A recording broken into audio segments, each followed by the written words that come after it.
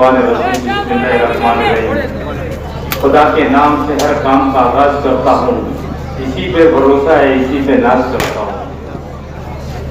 आज के जलसे आम के सदर साहब, स्टेज पे बैठे हुए तमाम पार्टी के पदाधिकारी, जलसा गाह के अंदर बैठे हुए हमारे तमाम नौजवान हजरात, बुजुर्ग हजरात, और जहां तक मेरी आवाज जा रही है ऐसी मेरी पर्दा नशीन माँ बहने, आज अल्लाह के फजल करम से और आप लोगों की दुआओं से कांग्रेस पार्टी इंडिया अलायंस ने मुझे यहां पर मालेगांव से असेंबली का उम्मीदवार मुंतखब किया। मैं रब्बुल इज्जत का सबसे बड़ा शुक्रिया अदा करता हूं और अल्लाह पाक से दुआ करता हूं कि अल्लाह पाक आने वाली 20 तारीख को इस शहर के लोगों को 20 नवंबर को जो है 12 नवंबर के अंदर जिन जिन लोगों ने फंसाया मालेगांव शहर के लोगों को, इनका बदला आपको 20 तारीख को लेना है। आज मुझको बहुत सारी बात बोलना थी, बहरहाल हमारे यहाँ मुकर्रिर ज्यादा हो जाते हैं, टाइम मिलता नहीं, और मैं समझता हूँ अल्लाह का शुक्र है कि हमारा आज पहला जलसा है और ये बिगैर पैसे की भीड़ है, बिगैर दारू पीने वालों की भीड़ है। तो लोग जलसा गांव के अंदर दारू को पैसा देते, एमडी खाने का पैसा देते, लोग नशा आवाज चीज करके नौजवानों को वर्गला के पैसा देके जलसा के अंदर बुलाया जाता।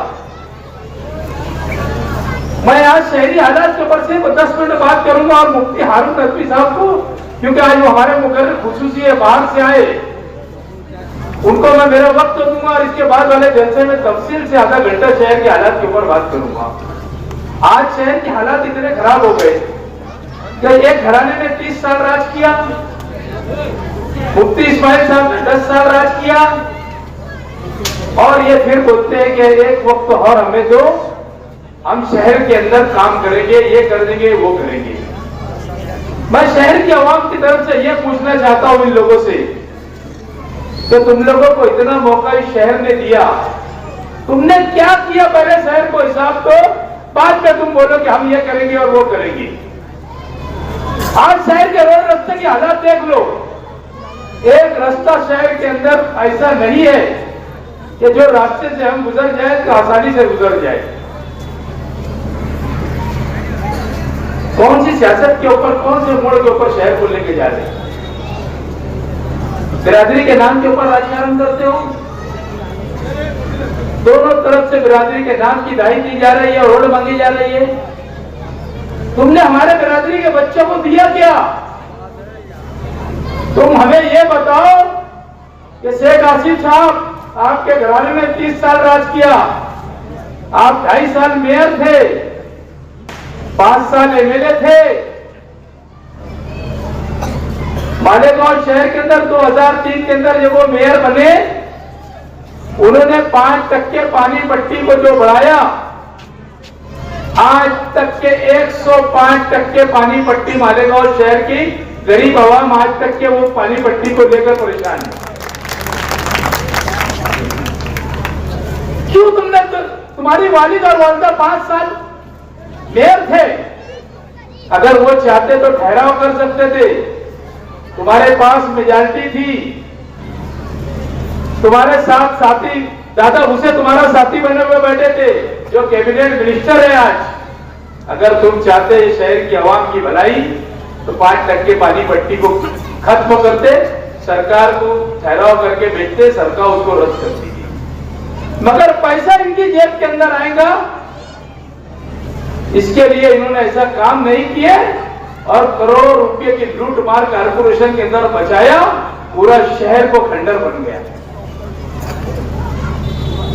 अगर वो चाहते तो अय्यूब नगर की बस्ती, जहां से मैं बोल रहा हूं, यहां के लोगों के नाम पर ये बस्ती करके देते थे, कारपोरेशन से इस जगह मालक को पैसा दिला के ये बस्ती के लोगों को घर का मालक बना के 7/12 का उतारा उनके नाम पे करके देती। मगर क्या बोलूं कि इनको काम करना ही नहीं है। अगर गरीबों का काम कर देगा तो गरीब का बच्चा इनके पास कैसे आएगा? ये तो ये चाहते हैं कि गांव मांग के खाओ और हमारा बन के रहो।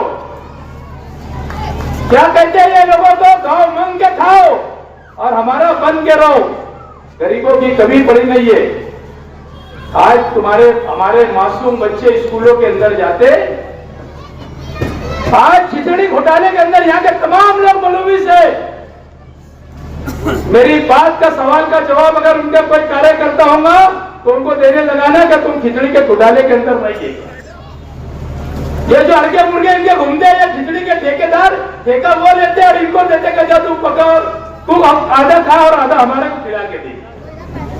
आज बच्चे लोगों को स्कूल के अंदर खिचड़ी, जरा माँ बाप को पूछो। मैं तो बोलता हूं कि इलेक्शन के दौरान में इनकी गचंडी पकड़ के और स्कूलों के अंदर लेके जाओ, तुम्हारे बच्चों को बुलाओ और ये हमारे बच्चों के साथ में बैठ के खिचड़ी खिलाओ। उनको जरा सी शर्म नहीं है, क्योंकि ये शहर को ये गरीब रहना देना चाहते हैं। अमीर अगर बन जाएगा शहर तो इनके पास कौन आएगा? 12 नवंबर के अंदर फसाद हुआ, यानी जरा सी बात हुई, मंसूबा बंद तरीके से मैं कह रहा हूं, शेख आसिफ साहब आपने लोगों को फंसाया और जेल की सलाखों के पीछे डाला। आप पुलिस के खबरी बन के बैठे थे, पुलिस को हर बार जा जाके लोगों का नाम देते थे और आप पूरा ये उठा के देख लो, जिन लोगों को इन्होंने फंसाया, अगले साल अगले 5 साल जिन लोगों ने इलेक्शन में इनके खिलाफ काम किया था, उन्हीं लोगों को इन्होंने जेल के अंदर डाला। टोटल तादाद देख लो। और कुछ मुसम्मर रोड के जो लोग हकीकी के अंदर इसके अंदर थे, जिनको ये बोलने लगा रहे कि मुफ्ती इस्माइल ने हमारे को जेल की सलाखों के अंदर फंसा डाला। अरे वो क्या फंसाएंगा? वो तो खुद एक हवलदार को साहब बोलता, वो क्या फंसाएंगा? इसकी पुलिस सुनेगी तो फंसाएंगा ना। तुमने गृह मंत्री अनिल देशमुख को उसके बाद जाकर पुलिस के ऊपर दबाव डलवा के तुमने गुस्ताख रसूल, जिन्होंने रसूल की शान में गुस्ताखी किया था, उसके लिए लोग विरोध निकाले थे, उन लोगों ने मेमोरेंडम लेकर गए थे।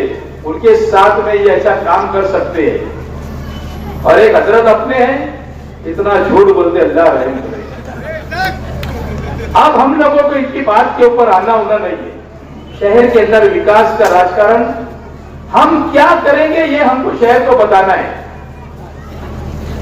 हम लोगों को शहर को ये बताना है कि हम क्या करेंगे। मैं एक छोटा सी कारपोरेटर हूं, 17 करोड़ रुपया 12 करोड़ रुपया गवर्नमेंट से लाया, 2 करोड़ रुपया डीपीडीसी नियोजन समिति से लिया और 3 करोड़ रुपया कारपोरेशन से। 17 करोड़ रुपए का काम की शुरुआत कभी भी हो सकती, जिसके अंदर यहां से लेके तो वहां तक मेरे घर तक की एक सीमेंट रोड भी है, खलील सेठ की सैदिन के पास का रोड है और छोटा कब्रिस्तान के पास का रोड है, अमन चौक के इलाके के कुछ रोड है। ऐसे मैंने सरदार कॉलेज से लेकर सर्वे नंबर 56 की जो संडास है वो पूरा एरिया डाला हूं। अल्लाह ने चाहा तो आप लोगों को जमीन के ऊपर काम दिखेगी। आप विकास की तरफ जाओ। मैं शहर की आवाम से ये अपील करूंगा कि आप विकास की तरफ जाओ, विकास की बात करो, बिरादरी की बात, आप इसकी बात सुनने का नहीं। मैं आजाद नगर के तरफ एक जमात खाना बना रहा था, मैंने वेलकम बोर्ड किया अहमद नसीम मीना नगरी स्कूल के पास। शेख आसिफ साहब को बहुत तमराट हो गई कि उन्होंने वो जमात खाने का काम होने नहीं दिए। उन लोगों ने जाकर शेख अफजल सोसाइटी के एक फर्द को लेकर गए, पाले सब्जी वाले के लड़के को लेकर गए और कोर्ट से स्टे ले लिया और वो जमात खाने का काम इन्होंने होने नहीं दिया। मेरे पास स्टे की कॉपी है, कोई आएगा तो मैं उसको बता दूंगा और उसको जराक्स भी दे दूंगा। तो ये नहीं चाहते शहर के अंदर विकास विकास। इनके घर, इनके मालेगांव के अंदर 12 घर है मनियार लोग के, उन्होंने उनका जमात खाना बना लिए, मगर शेख सैयद पठान का जमात खाना बन रहा था, उन्होंने बनने नहीं दिया। ये कौन सी सियासत है तुम्हारी? और ये जो लोग हैं, आप अपने बच्चों के ऊपर ध्यान रखो, इनको इनसे दूर रखो। ये बाकायदा दारू पिला रहे लोगों को, गांजा पिला रहे। ये ऐसा इलेक्शन लड़ते हैं कि दारू पीने वालों को टोली बनाओ, इनको दारू पिलाओ, ये गांजा पीने वालों की टोली बनाओ, इनको गांजा पिलाओ। अपने बच्चों का मुस्तकबिल खराब मत करो। आने वाले 20 तारीख को आपको कांग्रेस पार्टी के उम्मीदवार एजाज बेग को पंजे निशान के ऊपर वोट देना है। हमको मुफ्ती हारून रफी साहब को सुनना है, इसके लिए मैं वक्त तो दे रहा हूँ। शुक्रिया। जय इस्लाम। अजमा जवाब दे। वालेकुम अस्सलाम व रहमतुल्लाहि व बरकातुहू। अऊज़ु बिल्लाहि मिनश शैतानिर रजीम। बिस्मिल्लाहिर रहमानिर रहीम।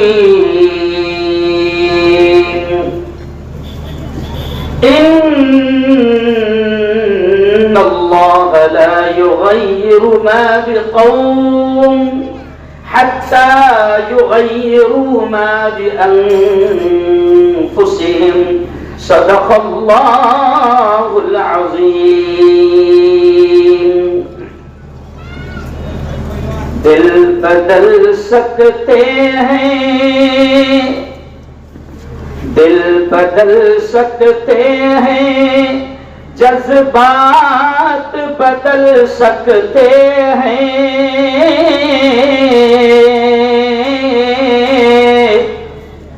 मुल्क के फिक्र ख्यालात बदल सकते हैं। दौर मौजूद के दिन रात बदल सकते हैं।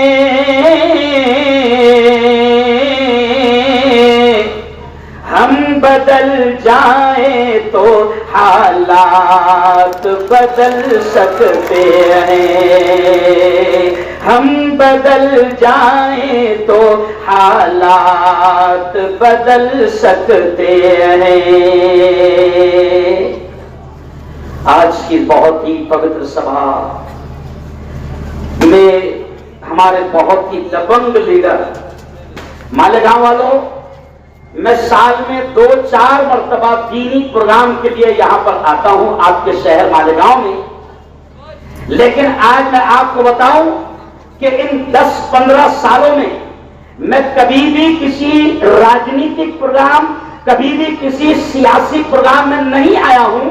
लेकिन जैसे ही मुझे पता चला कि मालेगांव का एक बहादुर, एक निडर, एक बेबाक, एक जाबाज लीडर यहां पर खड़ा है एजाज बेग की सूरत में, तो आज पहली मर्तबा मैं एजाज बेग के प्रचार और प्रसार के लिए यहां पर आया हूं।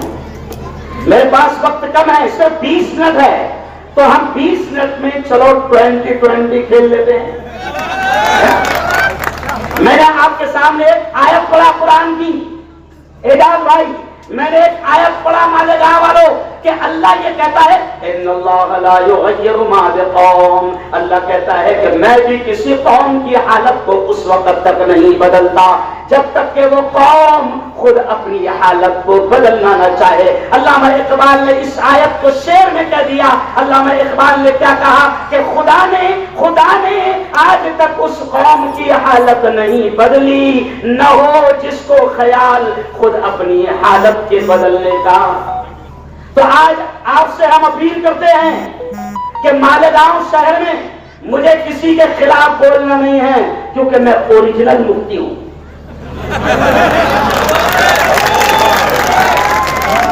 मेरा इस्लाम किसी की जात पर कीचड़ उछालने की इजाजत नहीं देता। आज मैं आपके शहर में देख रहा हूं, मुझे शर्म आती है कि आज आपके शहर में मुसलमान एक दूसरे की जात पर हमला कर रहे हैं। आप मालेगांव वालों ये फैसला करो, क्या आपको आपके बच्चों को ब्योरा बनाना है? अरे बोलो ना। नहीं, आप फैसला करो, क्या आपके बच्चों को आपको बंदूक चलाने वाला मवाली और गुंडा बनाना है?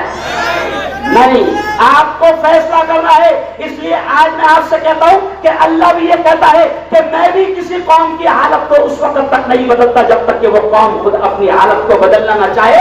मालेगांव वालों, आज भारत की सबसे बड़ी party national party Congress party ने अगर एजाज बेग को चुना है तो कोई तो बात है। एजाज, हम छोटी मोटी पार्टियों के लिए नहीं आए हैं। एक शख्स मुझे मिले पर्चा भरते वक्त, मुझे देखकर वो बिल्कुल शॉक हो गए और मुझसे कहने लगे मुफ्ती साहब कैसे आए हो? मैंने कहा कि हाथ ही हालात को बदलेगा, पंजे का प्रचार करने के लिए आया। मैंने कहा तुम अब कौन सी नई पार्टी में हैं, क्योंकि हर 5 साल के बाद में तुम पार्टियां बदलते हो, तुम कौन सी नई पार्टी में हैं? तो एजाज भाई वो कहते हैं कि मैं इस्लाम पार्टी में हूं। तो मैंने कहा इस्लाम पार्टी कौन सी? अजीत पवार के हाथ में जो है वो पार्टी। नहीं समझा? यानी आपने इस्लाम को भी किसके हाथ में दे दिया? अजीत पवार के हाथ में दे दिया। ओ यारो, मेरे पास शहर के लोकल मुद्दे बयान करने का वक्त नहीं है। सिर्फ आओ, मैं खुलकर एक बात कहता हूं कि आप और हम सब मुसलमान हैं। मुझे दोनों हाथ उठाकर बताना कि आप तमाम नबी से सच्चा इश्क करते हैं। माशाअल्लाह, हम नबी से सच्चा इश्क करते हैं। हम कहते हैं लब्बैक या रसूल अल्लाह। हम कहते हैं मेरे माँ बाप आप पर कुर्बान या रसूल अल्लाह। हम कहते हैं मेरी औलाद आप पर कुर्बान या रसूल अल्लाह। हम कहते हैं मेरा सब कुछ कुर्बान आप पर है रसूल अल्लाह। लेकिन आप देखो कि इस वक्त महाराष्ट्र की शिंदे सरकार, फडणवीस सरकार, बीजेपी की सरकार, अजीत पवार की सरकार, वो सरकार खुलकर ये कहती है एजाज भाई, वो सरकार ये कहती है कि जिस शैतान ने, जिस खबीस ने, जिस मरदूद ने मेरे नबी की शान में गुस्ताखी किया, वो खबीस रामगिरी महाराष्ट्र की ये सरकार कहती है, अजीत पवार की सरकार कहती है, शिंदे की सरकार कहती है, फडणवीस की सरकार कहती है कि महाराष्ट्र के बाल को भी धक्का लगने नहीं देंगे।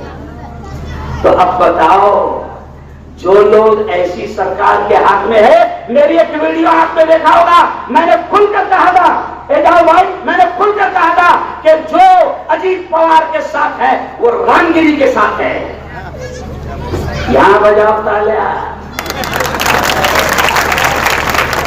जो जोर से बोलना, जो अजीत पवार के साथ है वो, जोर से बोलो, जो अजीत पवार के साथ है वो रामगिरी के साथ है। जो फडणवीस के साथ है वो रामगिरी के साथ है। जो शिंदे के साथ है वो रामगिरी के साथ है। और सुन लो, जितने भी लोग यहाँ पर खड़े हुए हैं, आप उन तमाम को जानते हैं। लेकिन एक आदमी को ऐसा है कि जो अभी करोड़ों रुपए का पावर दिखा रहा है, आरिफ कमर साहब, वो पूरा के पूरा पावर करोड़ों रुपए का अजीत पवार का है। विक्रांत, उनको दिखा देना कि गुस्ताखे रसूल को हम किसी भी हाल में माफ करेंगे। जोर से बोलो, गुस्ताखे रसूल को हम किसी भी हाल में माफ करेंगे नहीं। और सुन लो, मालेगांव की आवाम पढ़ी लिखी है, मालेगांव वाले जाहिल नहीं है। मालेगांव वाले जानते हैं कि अजीत पवार के साथी कौन है। मुझे नहीं मालूम, जरा भाई मैं तो यहाँ करनी हूँ, तुम ही बोलो कौन है अजीत पवार के साथ। अरे जोर से बोलो, अरे अजीत पवार का आदमी कौन है? मुझे नहीं मालूम, जोर से बोलो। बस, तो जो अजीत पवार का आदमी है वो रामगिरी का आदमी। हम ऐसे शख्स को वोट, जोर से बोलो, माँ की कसम खा के, ऐसे शख्स को नहीं देंगे। और याद रखो, ये भी याद रखो, मैं अभी आपके शहर में आया, वो जाफर नगर, और वहां से मैं एंट्री मारा, कसम खुदा की एजाज भाई, मुस्तकीम भाई, मैंने देखा कि कितना बुरा हाल आप लोगों ने, आमदारों ने यहाँ मालेगांव का कर दिया। अरे वो समृद्धि हाईवे, ये जुमला सुनना, वो समृद्धि हाईवे 600 किलोमीटर का बन गया, उसके साथ में इस पुल का उद्घाटन हुआ। समझ गया बेचारा, तो ये लूटमार कर रहे हैं। अगर आपको सुनो, और अगला जुमला सुनो, आपको मुल्क से, ये जुमले पर ध्यान देना, आपको मुल्क से जालिम सरकार को हटाना है कि नहीं हटाना है? आपको मुल्क से कातिल सरकार को हटाना है कि नहीं हटाना है? आपको मुल्क से मुसलमानों की दुश्मन सरकार को हटाना है कि नहीं हटाना है? आपको मुल्क से गरीबों की दुश्मन और किसानों की दुश्मन सरकार को हटाना है कि नहीं हटाना है? हटाना है। तो वह है मोदी सरकार। और सुनो मुसलमानों, लोकसभा में तुमने 4 महीने पहले बड़ी अक्लमंदी से काम किया। लोकसभा में तुमने बड़ी अक्लमंदी से काम किया। उसका नतीजा क्या निकला कि जो मोदी कहता था 400 पार हो जाऊंगा, 240 पे अटक गया, तो अब वक्फ बिल पास नहीं कर पा रहा। हमसे पूछ रहा। क्यों पूछ रहा? क्योंकि आपने होशियारी का सबूत दिया, आपने इत्तेहाद का सबूत दिया, आपने एकता का सबूत दिया। आप बहके नहीं, आप भटके नहीं, आप बिके नहीं। आपने 4 महीने पहले एकता का सबूत दिया तो नरेंद्र मोदी बीजेपी की जालिम सरकार 240 पे रुक गई तो ताकत खत्म हो गई। अब एक तरफ से नीतीश बाबू है, एक तरफ से चंद्रबाबू नायडू है, यानी बेचारा मोदी दोनों तरफ सहारे से खड़ा है। अब नीतीश कुमार को बेचारा पलटू राह में कब पलट जाएगा भरोसा नहीं है। तो ये मोदी सरकार को आपने लोकसभा में हराया। मैं आपसे कहता हूं मुफ्ती हारून नबी, मैं आपसे कहता हूं अगर आपने महाराष्ट्र से इसको साफ कर दिया, अल्लाह की कसम मुल्क बच जाएगा। और हम मुल्क के चाहने वाले हैं साहेब, निखिल भाव, हम मुल्क के चाहने वाले हैं। सुनो, हम मुल्क को बचाने का काम कर रहे हैं। ये कांग्रेस पार्टी आपने देखा होगा कि जब ये शैतान लोग पूरे मुल्क में नफरतें फैला रहे हैं, दुश्मनियां फैला रहे हैं, हिंदू मुसलमान में दंगे फैला रहे हैं, तो उस वक्त हमारे नेता राहुल गांधी ने मोहब्बतों का व्यापार शुरू कर दिया है। हमारा राहुल गांधी, हमारा नेता, हमारी पार्टी मोहब्बत, एकता, अमन, शांति और सद्भावना का पैगाम दे रही है। अगर आपको, मैं तो मेरे हिंदू भाइयों से भी कहता हूं, मैं तो मेरे जैन भाइयों से भी कहता हूं, मैं तो मेरे बौद्ध भाइयों से भी कहता हूं, मैं तो मेरे दलित भाइयों से भी कहता हूं कि अगर देश में अमन, शांति, सुकून लाना है और देश को तरक्की में पहुंचाना है तो मोदी को हटाओ। बोलो जोर से, मोदी को। देखो मैं नारा लगाऊंगा, आपने बोलना देश बचाओ। मोदी हटाओ, जोर से बोलो, मोदी हटाओ, मोदी हटाओ। तो मोदी को हटाने का काम ये अपने आसिफ भाव थोड़ी करेंगे। मोदी को हटाने का काम अपने इमाम साहब, अरे बोलो, अरे मोदी को हटाने का काम मुल्क से दुश्मनी, नफरत, दंगे, फसाद को खत्म करने का काम अगर कोई कर सकता है तो वो सिर्फ कांग्रेस कर सकती है। और कांग्रेस ने एजाज बेग को आपके मालेगांव शहर से उम्मीदवार बनाया है। कांग्रेस ने एजाज बेग को, और एजाज बेग साथ रह आइए, आप आइए, आइए, ये देखिए जहां तक निगाह जा रही है, सुनो सुनो, जहां तक निगाह जा रही है एजाज भाई, पब्लिक आई है और ये सब बगैर पैसों की है। कैसी है? बगैर पैसों की है। आपने किसी को बोतल तो नहीं दिया ना? अच्छा, आपने अभी आते आते किसी को पुलाव खिलाया गया? नहीं ना। फिर पुलाव नहीं खाए फिर भी तुम्हारे जलसे में आ गए, बोतल नहीं लिए फिर भी तुम्हारे जलसे में आ गए। इसका मतलब एजाज बेग को जिताना है। कौन? इंशाअल्लाह। बोलो, एजाज बेग को जिताना है। और अब आखिरी बात सुन लो, आखिरी बात सुन लो, बहुत काम की बात मैं कह रहा हूं कि एजाज बेग, मैंने आज दिन भर साथ में रहा, मैं एजाज बेग साहब के साथ में रहा। मैंने देखा एक दबंग लीडर है, डरते नहीं, दबंग लीडर है, डरते नहीं। और मैंने ये भी देखा कि कुछ लोग हवलदार को साहब बोलते और वो एसपी और बड़े बड़े 3 स्टार वाले मेरे इस लीडर को सलाम ठोकते हैं। दबंग लीडर है वो। मालेगांव वालों, ये भी याद रखना, आपको याद होगा 2023 नवंबर का महीना आपको याद होगा। अरे याद है ना? अरे बोलो, याद है? नवंबर के महीने में किसने फंसाया था, याद है? अरे बोलो जोर से भाई, याद है? हम भूलेंगे नहीं। किसने मुखबिरी किया था, याद है? अरे बोलो, याद है? किसने दल्लाली किया था, याद है? याद है? तो अब भूलना मत, 20 नवंबर को भूलना मत। अच्छा, एक बात एजाज भाई और साफ कर देता हूं, मैं मालेगांव आ रहा था तो मुझे 2-3 हिंदू दोस्तों ने कहा, ओ मुफ्ती साहब तुम वहां जा रहे, हलक फाड़ेंगे, लोगों को समझाएंगे। कहां जा रहे? मालेगांव जा रहे। मैंने कहा मालेगांव जा रहा हूं, ताकि मुफ्ती साहब ज्यादा हलक मत फाड़ना, चांद रात आएंगी 500 में भी जाएंगी। चांद रात समझते?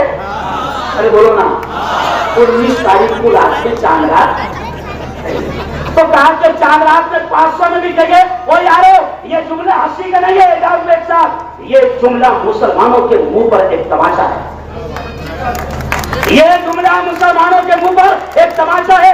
यानी ये खबीस क्या सोच रहे हैं कि कोई टेंशन नहीं, 19 तारीख को हम तिजोरी अरे बाबा खोल लेंगे, है ना, अपना हराम का खजाना अरे बोलो लुटा देंगे, पुलाव अरे बोलो ना पुलाव खिला देंगे। अब सुनो, आखिरी बात कह के बात खत्म करूंगा।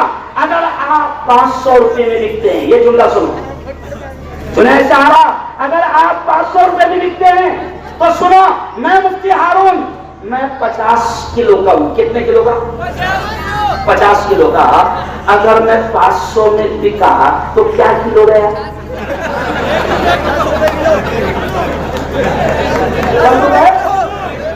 अरे अगर एक आदमी जो वोट डालने वाला है 50 किलो का है और 500 में लिखा, तो अभी एजाज बेग साहब ने कहा कि 10 रुपए किलो गया। अरे मालेगांव के गैरतमंद जवानों, गैरतमंद साथियों, अरे सेमड़ी मेरड़ी अभी 700 रुपए किलो दिख रही, मेरड़ी 700 किलो दिख रही। तो बता दो कि हम बिकने वाले, और से बोलो, हम बिकने वाले नहीं है। हम कांग्रेस को लाएंगे और देश को बचाएंगे। बोलो, हम कांग्रेस को लाएंगे और देश को, जोर से बोलो, हम कांग्रेस को लाएंगे और देश को कांग्रेस आएगी। तो सुनो, आज राहुल गांधी, मैं चैलेंज के साथ कहता हूं, आरएसएस, बहुत खतरनाक जुमला सुन लो, आरएसएस जो सिर्फ मुसलमानों की दुश्मन नहीं है, मुसलमानों की दुश्मन नहीं है, आरएसएस मुल्क की दुश्मन है। मुल्क में दंगे फसाद फैलाना, हिंदू मुसलमानों को आपस में लड़वाना, आरएसएस वालों की पूरी कुंडली आपको मालूम है कि उस वक्त अंग्रेजों के साथ में क्या किया था।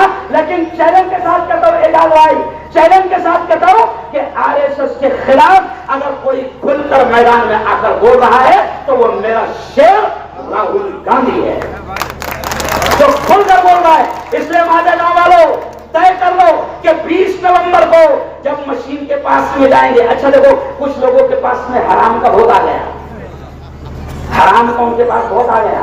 अच्छा, हराम के पैसे की तासीर है कि वो रहता नहीं, तो 15 तारीख के बाद में ऐसा वो पैसा खुद ऐसा उछलेगा।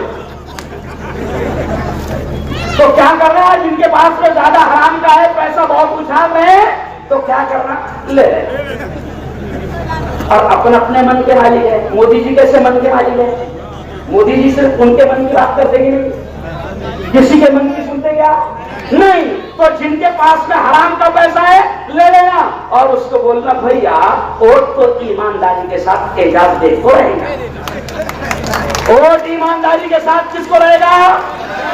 अच्छा, एक बात, आखिरी बात सुन लो, आपने 10 साल एक शख्स को मौका दिया कि नहीं दिया? बोलो ना यार, बोलो ना यार। एक खानदान को 30 साल खाने का मौका दिया कि नहीं दिया? अरे बोलो भाई, उन्होंने इतना खाया कि वो गोले निकाल रहे हैं। तो आपने एक खानदान को 30 साल मौका दिया, आपने एक शख्स को 10 साल मौका दिया। तो मैं आपसे कह रहा हूं कि जो आदमी 25 साल में उसने अपने इलाके की दिशा और 25 साल में अपने मोहल्ले की किस्मत बदल दिया, उसको एक बार मौका दे दो मालेगांव शहर की किस्मत बदलने, एक बार मौका दे दो मालेगांव शहर की किस्मत बदलने का। और याद रखो, हम वो नहीं है एजाज भाई, हम वो नहीं है जो हमेशा जज्बात में लाकर कहते कि मेरे आमदार एक बार जिता दो, फिर यहाँ पर देखना हैदराबाद के जैसा हॉस्पिटल बन जाएगा। अरे बना क्या रे भाई? अरे कहीं दिख रहा क्या रास्ते में? मेरे को तो नहीं दिखा। अरे बोलो ना, मैं जलगांव में भी ऐसे बोले थे, उन्होंने जलगांव में भी बोले थे, ऐसे बोले थे कि मेरे 2 उम्मीदवार जिता कर दे दो, देखना अगले हफ्ते में मैं तुमको जलगांव की गलियों में नजर आऊंगा। अल्हम्दुलिल्लाह 10 साल हो गए नजर। अरे बोलो, नहीं आए तो झूठे वादों में मत जाना। प्यारे नबी की बात सुनाकर बात खत्म। ये जुमला याद भाई याद रखो, प्यारे नबी ने क्या कहा, ये जुमला सुनो। प्यारे नबी ने कहा कि मोमिन बड़ा होशियार होता है, मोमिन बड़ा चालाक होता है, मोमिन एक बिल से 2 बार डसा, अरे बोलो, नहीं जाता। और अपनी इतने बावले है कि एक बिल से 30 साल तक के डसेंगे, और एक बिल से, अरे बोलो ना, 10 साल। अच्छा एक बात बताओ, अगर रास्ते में सफर कर रहे थे, पेशाब के लिए रुके किसी जगह पर, वहां सुराख था, सुराख में नजर पड़ी तो आपको ऐसा सांप का मुंह नजर आया, सांप का मुंह, तो वहां उंगली डालेगा क्या? अरे बोलो नहीं डालेगा, क्यों? वो वहां सांप है। इसलिए नबी ने कहा कि मोमिन होशियार होता है, एक बार एक बिल से 2 बार नशा नहीं जाता। तो आपने एक खानदान को 30 साल तक ये छोड़ दिया, एक खानदान को आपने 10 साल तक छोड़ दिया।